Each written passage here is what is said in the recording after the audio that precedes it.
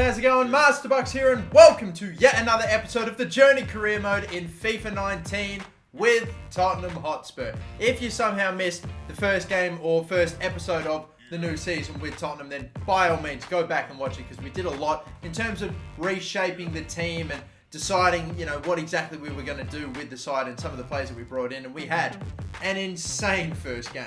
We beat Leeds 8-0 on the opening day. Harry Kane scored 5. Harry Kane is going to get the most amount of goals ever scored by one player in the Premier League this season, I swear, if I can keep doing that. We have some other games in August, like Everton, West Bromwich Albion, but the game that I've, got pinned down right there is the game against Man City. So I'm going to play that one. It's on deadline day. And then we might even have a Champions League game to play as well, since the group draw will also be around the end of August. Now, I also in the last game played with this exact formation, and it was all working beautifully, and the exact lineup, everything. Every player I thought was great, but Eriksen, I have some doubts about. He's getting on, he's getting a little older, like 32, 33 now, I think is what he would be in this career mode now. Yeah, 32 years of age, dropping off, and I can play him at centre midfield, and I think he'd do okay, but a lack of pace at the centre attack and midfield position is concerning, which is why, if it was centre midfield, I wouldn't mind too much, but I think we can maybe go for somewhat slightly better options at centre attack and midfield, and we have so much cash, like nearly $250 million in the bank. I think I might try something. They couldn't get him in real life. What if we can bring him in here? Paulo Dybala, 93 overall. He is at the peak. He is at the very peak of his game, the peak of his powers, 93 overall. He would become the highest rated player in the team, above Harry Kane. And we would have to spend a very big amount to get him. But he is in the last year of his contract. I don't want to get him on a pre. I would legit pay about 100 mil for him and maybe trade a player to see if I can make it happen. So no, I'm not going to pay the 178 whatever million dollar release clause. I'm going to try to negotiate with Juventus to try to steal him away. We'll start with a player swap. Now, I'm going to offer to start things off Christian Eriksen. I don't actually want to lose him, to be fair, but I don't think they'll accept the offer for Christian Eriksen anyway. They might ask for a different player in a different position. That is actually quietly what I am hoping happens, but regardless, what do they say? Oh my god, they've actually accepted it, but they want 138 mil on top of Christian Eriksen. That seems mad. Oh boy. I have the cash. Let's propose a new transfer fee, and let's go to like 100 mil. I'm really going to try to... I don't want to pay too much for a bloke that's hitting his 30s and is going to start dropping off in a season or so. But at the same time, God, to get a 93 rated Paulo Dybala in would be insane. Oh my god, and they've accepted it. I probably could have even gone lower. Oh, well, in the end, I suppose, we trade away Christian Eriksen. The 100 mil sort of gets Dybala up to around about his value anyway. I don't know. It's sort of a somewhat good deal. Yes, I know that we're buying a player that's going to start dropping off in value, but whatever.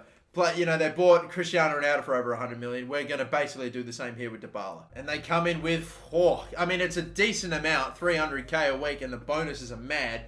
But yeah, that, to be fair, that actually probably all, so long as he actually makes the 20 appearances, which he bloody will, the signing bonus and everything, that's probably around about 400k a week per year anyway. So it works out. I don't even want to bother negotiating him down. We'll just accept it, get it done. Paulo Dybala is part of Tottenham Hotspur.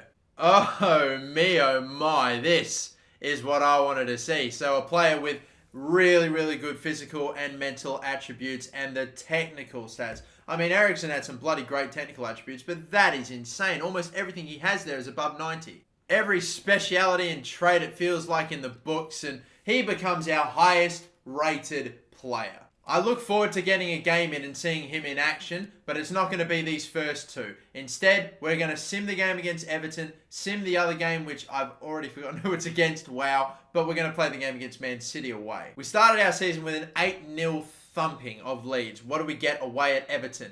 It is a 2-1 win, and we come out of it clean, and Dybala on his debut gets a brace. Very good signs. You love to see it. Another offer now for Nkudu, and that's for about 14-15. Less than his value, 29 years of age. He is one of those players that probably could maybe serve a bit of use for me. And I guess we could maybe find a way to incorporate him in the team, depending on if we lose a few players. you know what? We'll keep him around. Just for now, anyway. We don't need to sell every single player I don't exactly have plans for. If they've got quality, if they're around that 80 mark, then they can maybe stick around as long as they're not like 37 or whatever years of age. But now on to the next game. Home game against Brighton and Hove Albion. If we can get wins against all those other lads, then we should surely pick up W here. Will we get it with our starting 11 at home? It would look good.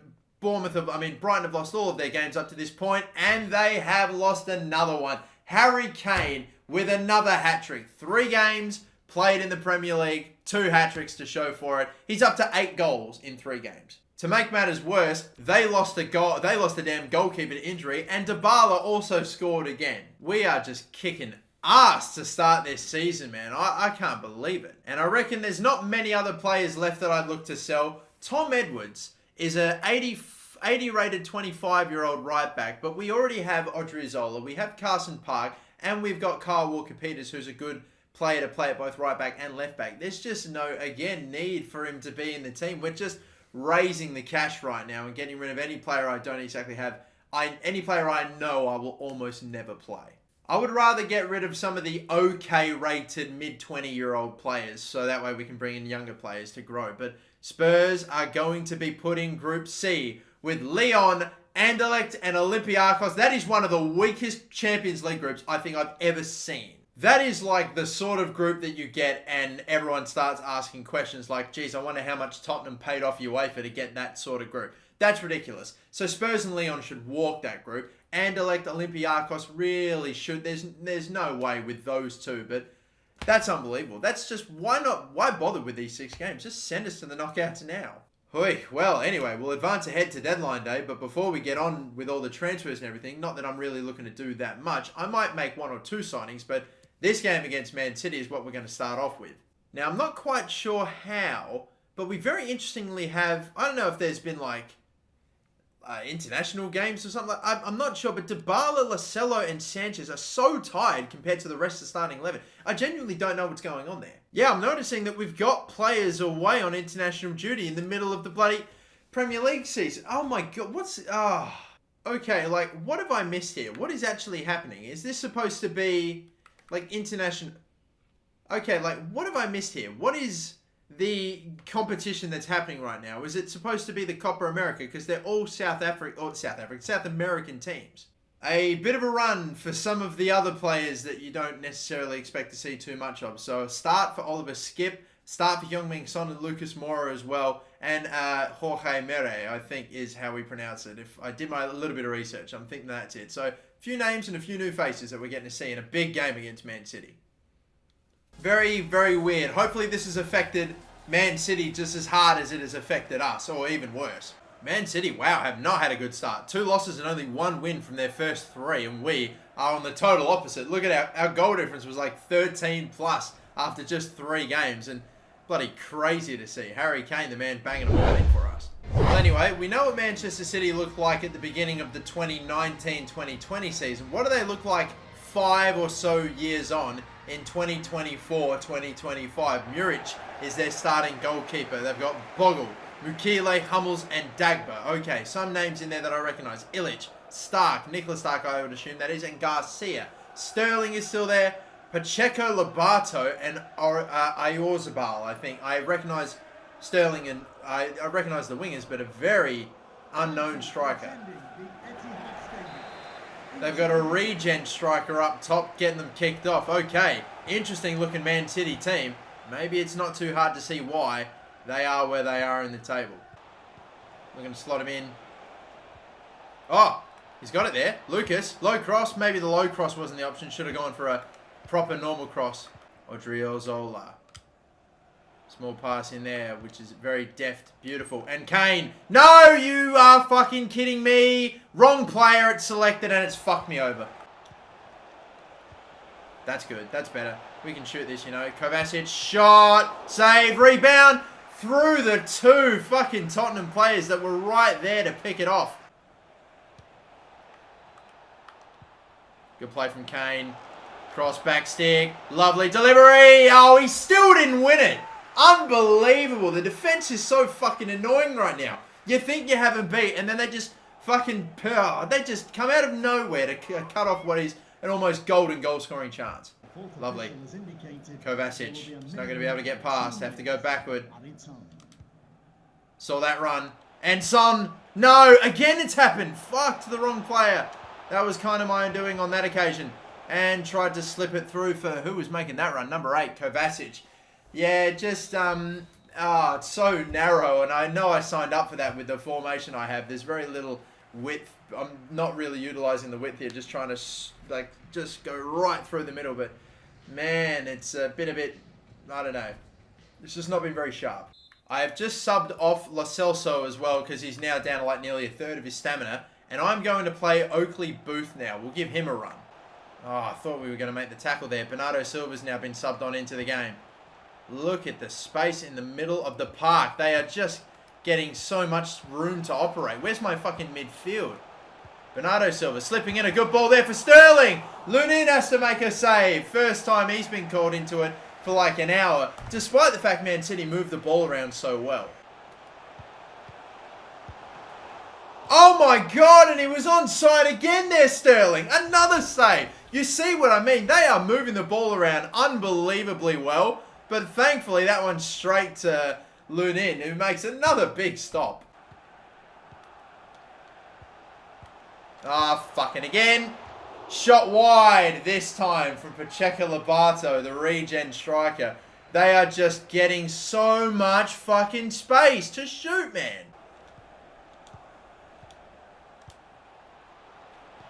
Finally, some great play. Oh, and then it just had to fucking hit the woodwork after finally our best move of the day. Bernardo Silva, slide tackle. I went in for it, didn't get it. There's the intercept. Odriozola. 2 tackles in a row. Finally gets to keep it. And now we're moving out wide here. Oakley Booth back into the middle. Back to Oakley Booth. Get on your bike. Someone run quick. Go quick. Oakley Booth won't. Everyone's so fucking slow. Everyone is so exhausted. I've got no one with pace in the team because, as everyone knows, the only players with fucking pace are South Africans. And why do I keep calling them South Africans? Fuck me. I hate everything. Sane, stop the cross. No. Lunin gets a hand to it. And then the bicycle kick Lunin there, he's able to recover. We are slowly running out of it. 3 minutes. We don't get too many 0-0 draws in my career modes, do we? We might get one right now. Pacheco, the slide tackle, preempted it. Foul, and now I think I have no chance of getting a win in this game. I will not have any time to advance the ball forward. It's got to be bloody perfect. They have to whip the ball in, I have to win the header, and we have to immediately launch. That's what I'm going to try to do. Clear it first. Just deal with the danger. Oh, God, we lost the header, and that was the chance. Smashing this one upfield and hoping that we can get something. Header. Glancing header. Oh, please, go. Kane, control it. Please. Oh, please, boys. This could keep going. Pass it back to Park. Why was he hanging so far back, man? This whole game's been shit. Oh, fuck it. That is so infuriating. Everyone was fucking awful. It's just such a bad game. We had 1 or 2 actually good moves that unfortunately we couldn't score from. And Man City, we moved the ball around so well at times. Man City, the whole day were moving it around fucking brilliantly. No one could just score. It's just one of those real good but also shit games of football where there's no end product on either side. Manchester City and Spurs get their first draws of the season. We're still undefeated, but we have lost our winning streak. Bloody hell, the quicker we forget about that, the better, I reckon. We are going to move right on. I'm going to look to, because I think now I know I apparently need a bit more depth in my squad. I need to go and sign some players, and I've been looking for a couple of players that have got decent overalls, but have really, really nice release clauses.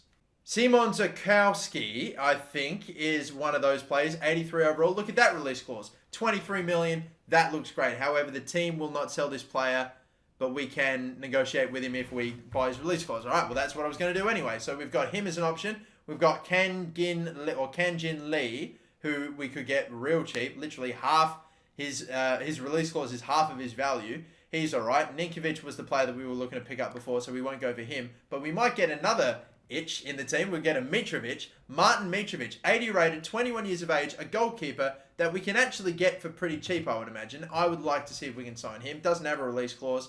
And a couple of other younger players here as well. We've got a free agent here, Leonardo Salazar, if we need... I don't know, we could probably get him in because he's supposed to have promising potential. I was scouting and looking for players with promising potential and he popped up. So here's what I think I'm going to do. I'm going to get Zukowski. I might get Lee. He's probably, let me restart. Zukowski is my first pick. Then I'm going to try to buy Mitrovic, have a nice young backup goalkeeper because we don't really have that now. We've only got like a 32 rated or 32 years of age, 78 rated Gazaniga. So he's my second pick. Then I'll get Salazar and, I'll probably be able to buy Kanjin Lee as well. So if you don't mind, I'm going to pay the release clauses of every single one of these boys and we are just going to pretty much begin negotiations with all of them. And I offered 20 million for Mitrovic too, by the way. That's his value and they've accepted. It might be because I think he was in the last year of his contract as well as being a promising player, but still 20 million, that's his value. He's going to get higher rated. I think that's a good deal. So yeah, I will just wait for my chief executive, my assistant manager, whoever it is that does the negotiations for me to pretty much come up with wages. Mitrovic is going to be on 50k and he's going to be a sporadic first team player. Good. 5-year contract deal. Good. And Zukowski, squad rotation player, 4 years, 125k. That's good. And hopefully the rest will be sealed very shortly. A release clause has been paid. For this bloke's like 80 something overall, but getting on a bit. So 12 mil, that's a bit of a steal for Arsenal, but hopefully they'll actually use him. Lee has accepted 125k for 4 years. That's all right with me. But I'm probably going to have to do, I probably don't even need Leonardo. I don't need Leonardo Salazar. I just wanted to have him in the in the reserves just to grow over time. But Lee was the other one I wanted to get, and we are going to accept that one as well. As a matter of fact, look, Salazar's actually gone to another team now, so whatever. We have bought in this window Dybala, Zukowski, Lee, and Mitrovic. We've reached the 2-hour mark, and unless this is something worthwhile, then we'll be done. And it's a retraction on the offer for Kane. We're done then. Transfer activity has come to a halt. There we go. Transfer deadline day has completed. 750 million spent. We contributed a decent amount to that, or not on the actual deadline day. We didn't spend 100 mil on Dybala in deadline day, but we did buy, I think it would have been 20, 40-ish. We spent about 40 to 45, 50 million on deadline day on those other backup players, which hopefully will be quite handy for us to have now. Looks like we may have found our first decent French player, by the way. Very nice value. The potential looks good. Julien Barbier has been scouted by Jerome Barbier. I wonder if there's some family connection there. I'm not sure, but either way, he's joining the youth academy. Alessio Colombo looks okay. Nice potential. Value is but we'll get him in anyway. And sadly, not much in England, although the best player that we have is probably Bradley Watson. Nice potential. Value is again Overall's okay though, so we'll sign him. Minor alterations to training. Mitrovic, our new goalkeeper, I'm going to give some jewels to. Hopefully get him up to a nice higher overall, so that way he might become a little bit more reliable, or I'm a little more comfortable playing him in goal when it's his time in for cup games and stuff. Anyway, our next game is against West Ham in the Premier League. We'll sim this one again. We're actually going to sim it with a second team, if you don't mind. This is our second side. We still have some class in it. Honestly, we've got 88 rated Carson Park, 85 rated Bailly. Mitrovic is the goalkeeper. Zukowski, Lee that we just signed as well. So we have nice players in there that are capable of winning games. That is for certain. Fabio Ribeiro as well as in the centre-back partnership. So he actually is going to make a debut. Hopefully he can deliver. Hopefully we can get something. We're at home, resting our boys for the Champions League and getting a W. Ribeiro in his first appearance gets injured though. You've got to be kidding me. Unreal. But it's time for our first Champions League game with Tottenham. Fresh off winning the Champions League with Atletico, we personally are looking to go back-to-back. And in all honesty, I'm actually not sure why I even bothered to use my second team for the game against West Ham, because Olympiacos would surely be weaker opposition. I probably almost could have played a rotated team for this one. Hey boys, bugger it. We didn't get to play with our strongest starting 11 against Man City. We may as well at least roll my main team out for one game in this episode, so let's make it this one. It's going to be the first game that we play with Dybala starting too, so bring it on. And I'm also looking forward to seeing the other boys that I brought in action as well in the deadline day too. So we get a look at pretty much all the players that we signed in this or in the previous transfer window in this game, and hopefully 3 points to start our group campaign. The Champions League, we return to it again. We completely and utterly demolished Real Madrid in the Santiago Bernabeu in the final, and now we look to try to do something even more special this season in the Champions League with Tottenham. Let's have a look and see our opponents for the first Champions League game of the season, Olympiacos, and see if we recognise any names. Let me tell you right now, I don't think I do. There maybe was one or two, like their left midfielder, Podence looks familiar, Kamara, Faye, Diaz, Soldano. Aside from that, I'm not sure. I don't think we could come up with too many excuses if we didn't get the win today. Come on, we need a good start to our Champions League campaign. Casemiro, left side. Lovely to see Angelino off and on his bike and maybe doing a bit too much. Although the clearance isn't great, we can still work with this. Headed down.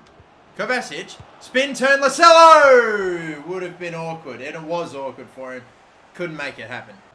Dybala in the number 11 since obviously the number 10 was taken. Nah, not the right player.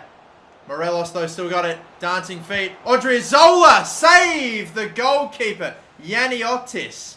Wow. Denying Odriozola, who came a long way up. Nearly got the first Champions League goal of the season. Come on, let's get him.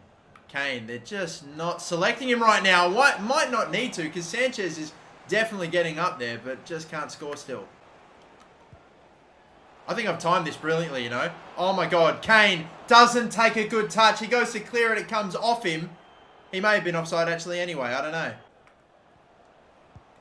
Good play, very good stuff. Finally, we've broken through here. Back stick delivery, Harry Kane! You know what it is, 1-0, Harry Kane. Too simple when you give him that space. It is not a tap in, it's a little nod in. We got Odriozola through. I get my fullbacks to attack, and the defender that was marking Harry Kane just sort of left him right at the last second. Started like almost making a beeline for the defender or something. I don't know what his thought process was there, but he gave Kane just the easiest of goals. The captain scores in a game which we have been on top of, but not exactly dominating. We definitely deserve to have taken the lead before half-time, and we've done it. There's the intercept from Dybala. Lovely. Lovely. And I see Morelos, and now out to the right. Still not a shot on, I reckon, so we're going to have to work it all the way to Lacello. Good save. This keeper's made a fair few decent stops for them.